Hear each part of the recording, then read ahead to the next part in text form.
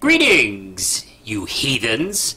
We have a review of the film from Robert Edgar's The Witch, New England Folktale. And this is the first horror movie I've seen this year, and frankly, this could be one of the best movies I've seen this year. This is a non-spoiler review, so I'm going to do my best not to really blow anything for you. And essentially it concerns this small family in, geez, this is what, 17th century or something like that? And they're having a bit of a dispute, and we're not really told all the details, really, and frankly we really don't need to. Basically, they're having a disagreement about religion, and this family thinks that the town is going to hell, and vice versa. So they decide to do what a lot of rock bands do and just call it Splitsville. And unfortunately, Splitsville is Nowheresville. And why am I talking like this? But anyway, they go out to pretty much the middle of nowhere to set up a new farm and a new life to practice the way they want to. Unfortunately, they probably picked the worst area they could have, next to a creepy forest where a evil witch lives. And very quickly in the film, they lose one of the children to this witch.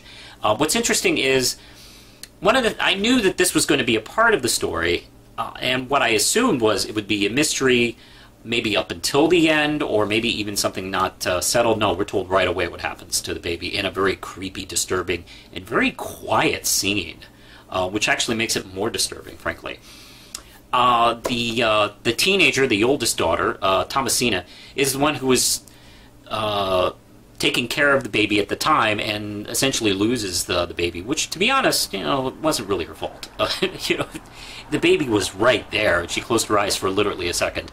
But of course, she blames herself. And the rest of the family, what's interesting is you get to watch them kind of tear each other apart. Yeah, they left the town to worship their faith the way they wanted to, but the problem is they really don't have much faith in each other.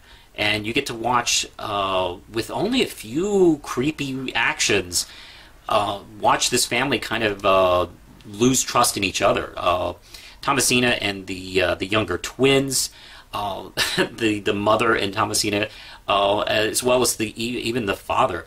The acting is remarkable in this film. Let's see, we have Anna Taylor-Joy, Ralph Ineson, Kate Dickie, Harvey Scrimshaw as the young boy Caleb, who has this amazingly disturbing scene in the middle of the film where he is fallen under some spell of sickness.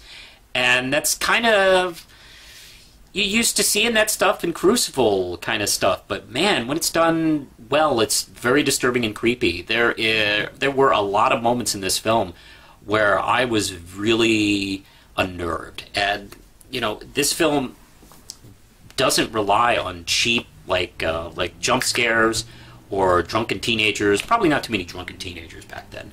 They were all working in the farms.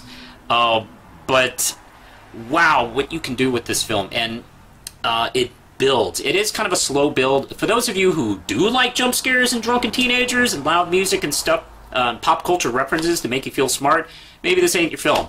But if you actually enjoy a creepy horror film that actually builds suspense and tension, wow, is this great. This is the kind of horror film that I usually find most favorable, actually.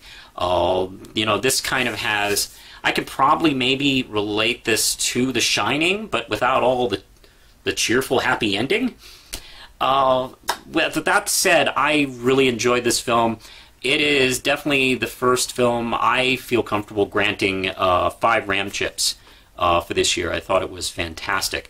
If it's still playing in your area, or if you watch this by the time it's on DVD, video, or Netflix, or whatever we watch now, go watch it. It is great. I think that's it for now, so push the button, Lindsay.